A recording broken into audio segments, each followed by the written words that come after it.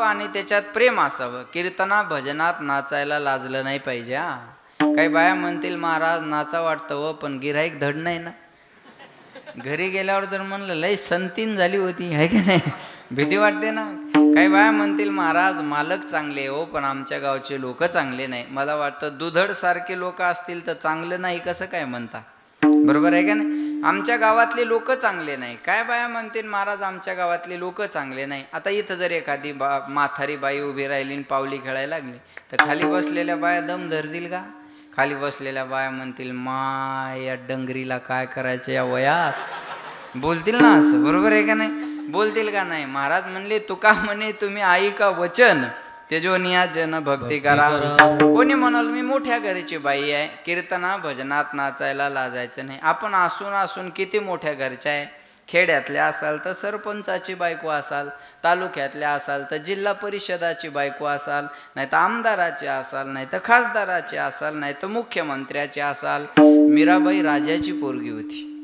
पग घुंगर बांध मीरा नाची रे, पग घुंगर बांध मीरा नाची रे, पग घुंगर बांध मीरा नाची रे, पग घुंगर बांध मीरा नाची रे.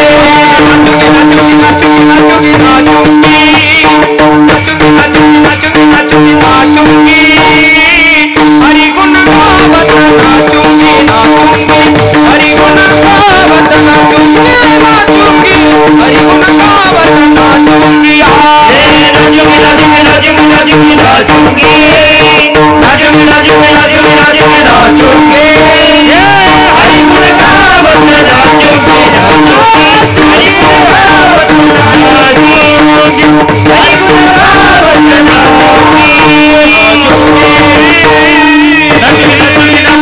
नाचूंगी नाचूंगी नाचूंगी नाचूंगी नाचूंगी हरि गुण गावत नाचूंगी नाचूंगी. मस्त नाचूंगी. कसं हरिगुण बोला, हरिगुण गावत 90 लावत नाही. हरिगुण गावत नाचूंगी. पग घुंगरू बांध मीरा नाची रे, पग घुंगरू बांध मीरा नाची रे, पग घुंगरू बांध मीरा नाची रे, पग घुंगरू बांध मीरा नाची रे. मैं तो अपने नारायण की, मैं तो अपने नारायण की दासी रे, पग घुंगरू बांध मीरा नाची रे, पग घुंगरू बांध मीरा नाची रे, पग घुंगरू बांध मीरा पग घुंगरू बांध मीरा नाची ने, पग घुंगरू बांध मीरा नाची रे. मैं तो अपने नारायण की दासी रे, पग घुंगरू बांध मीरा नाची रे, पग घुंगरू बांध मीरा नाची रे.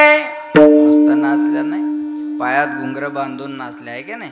मग नाचायचं पण सदा नाम मुखात असलं पाहिजे. सदा नाम वाचे गाती आणि प्रेमे आनंदे नाचती. गाये नाचे, नुसतं नाचे नाही, गाये नाचे उडे आपुलिया छंदे.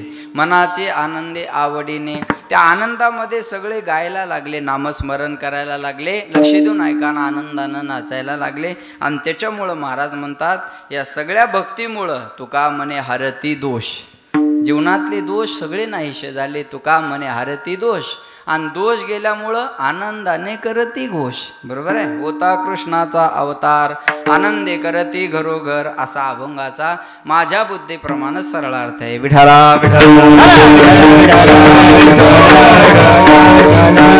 आज जन्माष्टमी आहे, कृष्णाष्टमी आहे, गोकुळाष्टमी आहे. म्हणून आजचं कीर्तन नैमित्तिक असतं बरं का.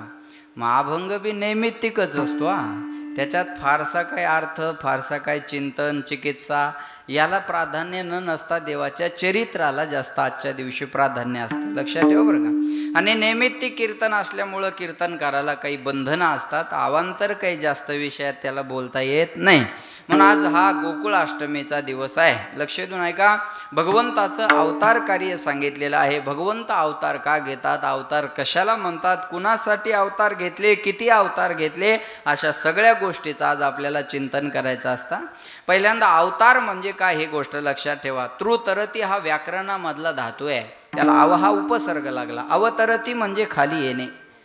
अवतरती म्हणजे खाली येणे. भगवंताने आपल्यासाठी त्यांचं ठिकाण सोडून, लक्ष देऊन ऐका बरं का, वैकुंठ सोडून या मृत्यू लोकात देवाने अवतार घेतले म्हणजे ते खाली आले. बरोबर आहे. देवाचा असतो अवतार, तुमचा आमचा असतो जन्म.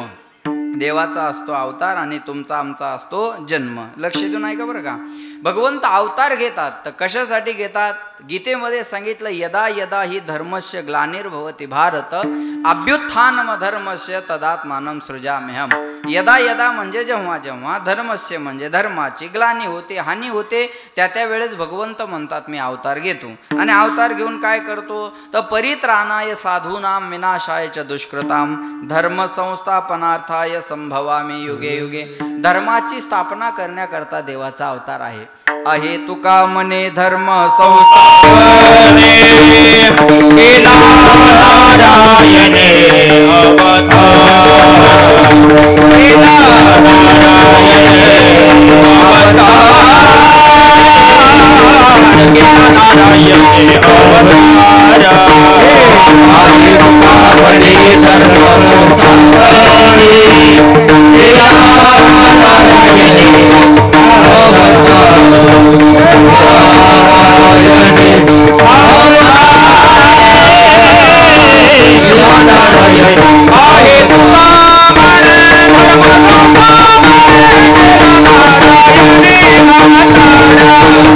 केला नारायणे अवतार.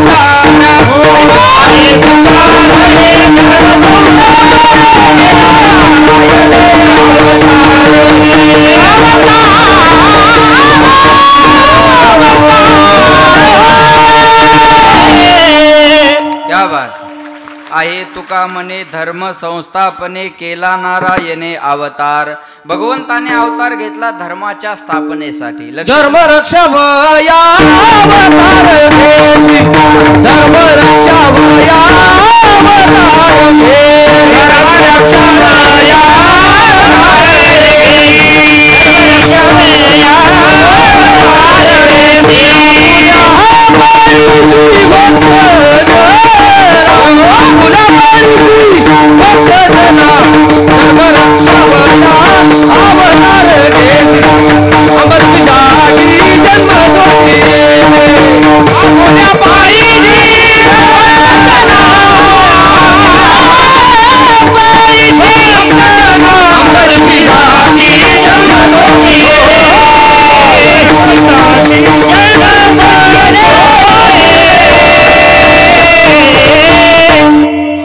रक्षा वया अवतार घेसी आपुल्या पाळीशी भक्त जना अंबऋषीसाठी जन्म सोशिले दुष्ट निर्दाळिले किती एक. धर्माची स्थापना करण्याकरता देवाचा अवतार आहे. ऐका बरं का.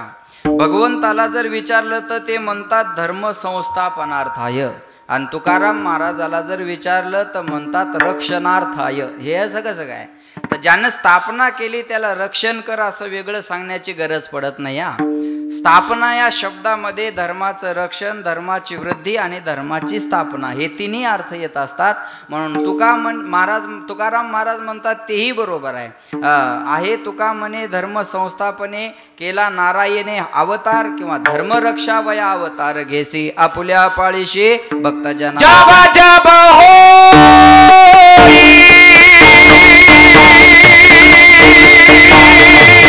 धर्म की हानी. जाबा जाबा हो धर्म की हानी. बाडे असुरा धर्म अभिमानी. बाडे असुरा धर्म अभिमानी.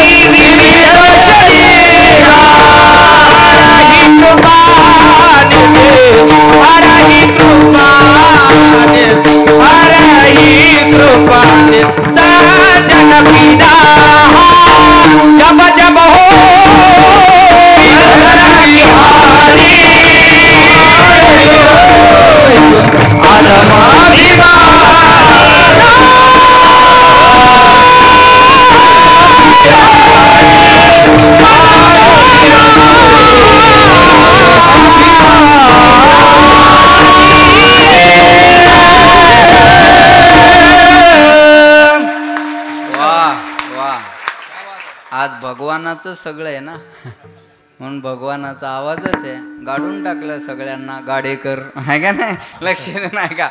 जब जब होय धर्म की हानी, बाडे जे आसुर आहे अधम अभिमानी, तब तब धरी प्रभू विविध शरीरा, हरही कृपानिधी सज्जन पीरा.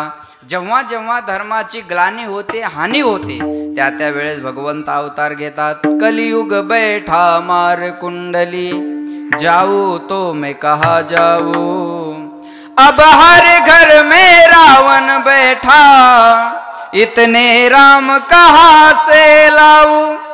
कलियुग बैठा मार कुंडली, जाऊं तो मैं कहाँ जाऊं, अब हर घर में रावण बैठा, इतने राम कहाँ से लाऊं. घराघरात रावण तुमच्या पुढं चालावं लागेल ना, बरोबर आहे ना? लक्ष द्या. महाराज म्हणले आता घराघरात रावण जन्माला आले. रामू काका एवढे राम आणायचे कुठून, बरोबर आहे का नाही? घराघरात रावण जन्माला आलेला महाराज हे कलियुगाचं उदाहरण आहे. मग जेव्हा जेव्हा अधर्म वाढत असतो, लक्ष नाही का बरं का? रावण कोणाला म्हणतात, दुर्योधन कोणाला म्हणतात. म्हणजे रावण मेला नाही बरं, आज बी रावण आहे. आज पण रावण आहे, आज पण दुर्योधन आहे, आज पण राम आहे आणि आज पण कृष्ण आहे. कळलं माझं बोलणं? आजही रावण आहे ना. आमच्या गावात एक निवडणुकीला उभं राहिलं, आजही दुर्योधन आहेत. त्याला म्हणलंय तू काय निवडून येणार होय रे? तो म्हणे आपल्याला माहिती आहे आपण येत नसतो. काय कॉन्फिडन्स आहे त्याला बघा. अरे म्हणलं तुला माहिती आहे तू येत नाही, मग उभा कशाला राहिला? म्हणे मायामुळं ते पडतंय ना. हे दुर्योधनाच्या अवलादी बा. आपलं बी चांगलं नाही झालं पाहिजे आणि दुसऱ्याचं बी चांगलं नाही झालं पाहिजे, बरोबर आहे?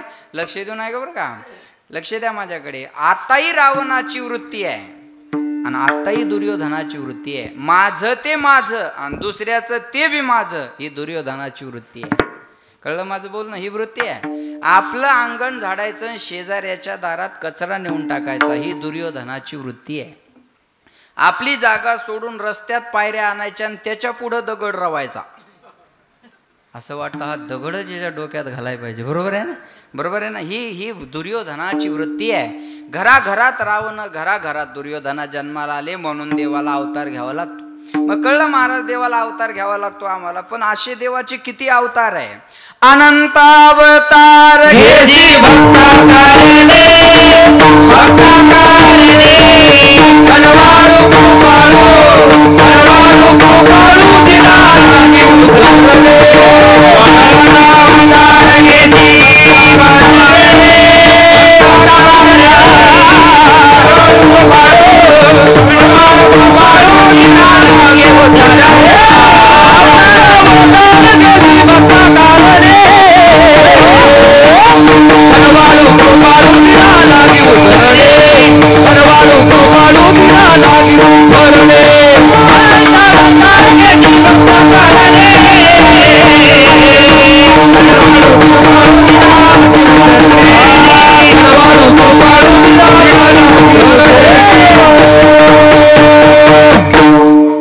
अवताराच्या राशी तो हा, अवताराच्या राशी तो हा, ओ भाविके भरी अवताराच्या राशी तो हा, अवताराच्या राशी तो हा, अवताराच्या राशी तो हा, ओ भाविके भरी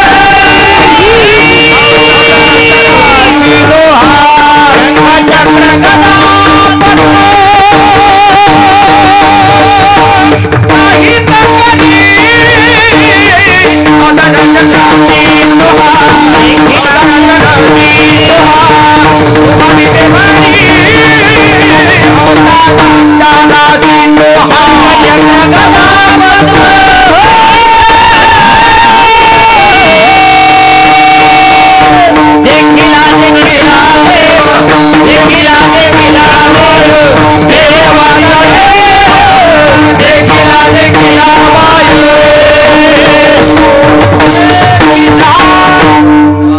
अवताराच्या राशी तो हा उभा विटेवरी, किंवा अनंत अवतार घेशी भक्ता कारणी, कनवाळू कृपाळू दिना लागे उद्धरणी. अवताराच्या राशी आहे तो, देव नटला नाना परी, भरोनी उरला चराचरी. महाराज म्हणले लक्ष देऊन ऐका बरं का. अनंत अवतार भगवंताने घेतलेले आहे. तुम्ही भागवत ऐकत आहात ना.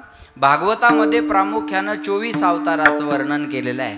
आता अवतारावरच बोलायचं आहे ना आपल्याला. अवतारल्यांनी ऐका, लक्ष देऊन ऐका. भागवतात 24 अवताराला प्राधान्य आहे. संत मालिकेमध्ये 10 अवताराला प्राधान्य आहे. ऐका बरं का. आणि गर्गाचार्यानं गर्ग संहितेमध्ये याचं 6 भागात वर्गीकरण केलेलं आहे. दादा महाराज काही भगवंताचे अंश अवतार आहेत, काही अंशांश अवतार आहेत.